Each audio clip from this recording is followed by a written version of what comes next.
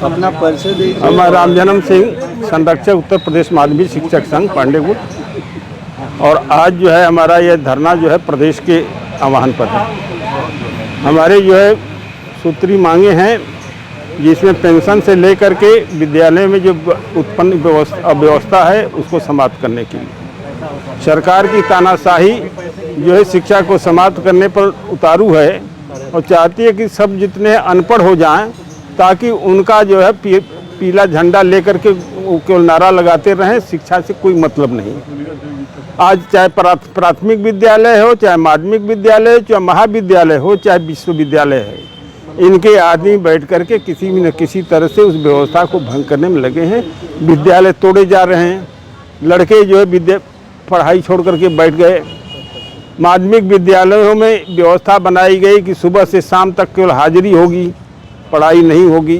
तो ये सारी समस्याओं को लेकर के एक पत्रक दिया जा रहा है माननीय मुख्यमंत्री को, और माननीय मुख्यमंत्री हमारे पत्रक से सुने या ना सुने, हम दोबारा जो है फिर मंडल स्तर पर करेंगे, मंडल से फिर प्रदेश पर करेंगे, और प्रदेश करने के बाद हम आंदोलन का एक जो है सुदृढ़ निर्णय लेंगे कि सरकार की तानाशाही के खिलाफ, शिक्षा की व्यवस्था को सही रखने के लिए, अध्यापकों और कर्मचारियों की सेवा को सुरक्षित रखने के लिए, उत्पीड़न को समाप्त करने के लिए हम संघर्ष करने जा रहे हैं। तो अगर आपकी मांगों को नहीं मानी गई तो फिर क्या करेंगे आप लोग, क्या कदम है? हम बता रहे हैं, इसी प्रकार कभी सरकारें हमारी मांगों को नहीं मांगती थी तो 68 में हमने जेल भरो आंदोलन किया, और जब विद्यालय में ये व्यवस्था थी कि प्रबंधकों के हाथ में वेतन वितरण अधिनियम था, मतलब वेतन वितरण अधिनियम नहीं था, वेतन भुगतान था, तो हमको कभी वेतन जो है 1 महीने पर मिलता था, कभी 10 महीने पर मिलता था, कभी 5 महीने में मिलता था, कभी हमको जो है 25 रुपया मिलता था, कभी 50 रुपया मिलता था। तो सरकारों के खिलाफ हमने आंदोलन किया। उस सरकारें संवेदनशील थी, इस कठिनाई को समझा और तुरंत उन्होंने वेतन लागू किया, और 1 महीना 10 दिन जेल में रहे। फिर हमारी जो पेंशन योजना थी, पेंशन लागू नहीं थी, सरकारी कर्मचारियों की पेंशन की व्यवस्था दूसरी थी। हमारे लिए वो 10 रुपया 5 रुपये की व्यवस्था थी, वो विद्यालय से मिलती थी।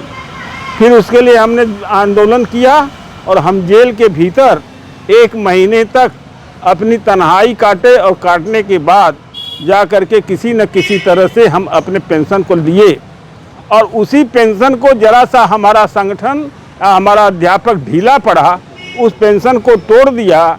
5 के बाद से कोई अध्यापक पेंशन नहीं पाएगा, वो सेवानिवृत्त होने के बाद वो अपने परिवार में भिखारी की तरफ से रहेगा। इसके भी उसी तरह का आंदोलन होगा। तो जो हमको जो है पारिवारिक पेंशन नहीं मिलती थी, उसके लिए हमारे ऊपर घोड़े दौड़ाए गए। कभी सरकारों ने घोड़ा दौड़ा के 170 घोड़ों पर सवार होकर के पुलिस ने अध्यापकों को पीटा, और आज भी हमारे ऐसे कितने अध्यापक हैं जिनके गिरने पर घोड़े उनके पीठ पर टाप दे करके चले गए, तो पीठें कट गई, आंखें कितने लोगों की खत्म हो गई, कितने घुटना चला गया, लेकिन हमने पारिवारिक पेंशन दिया। एक कहीं न कहीं संगठन जो है कई भागों में जो बंटने लगा, वह कमजोरी सरकार ने भांपा, लेकिन वो भांपते भांपते अब तक की सरकारें ठीक चल रही थी। जब से भाजपा की सरकार आई तब से ही हमारी पेंशन को समाप्त किया। जब से वो आई तब तो शिक्षा की व्यवस्था को समाप्त किया, और ये शिक्षा की व्यवस्था, सरकार को शिक्षा से कोई मतलब ही नहीं। तब इस आंदोलन को चलाना पड़ेगा, क्योंकि हम अध्यापक हैं।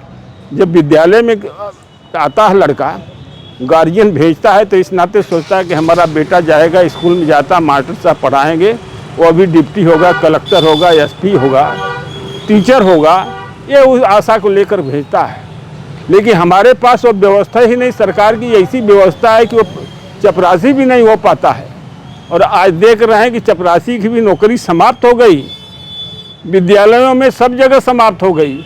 अब जो है वह उस पर वो संविदा पर रखे जा रहे हैं, आउटसोर्सिंग पर रखे जा रहे हैं।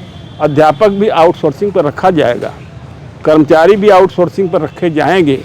यही व्यवस्था अगर हम अभी से तैयार होकर हम अध्यापक नहीं चेते तो हम फिर उस गुलामी की बेड़ी में बंध जाएंगे जब हम जहाँ से प्रारंभ किए थे। ये हमारी लड़ाई है कि इस लड़ाई को अब हम आर पार की लड़ाई लड़ेंगे।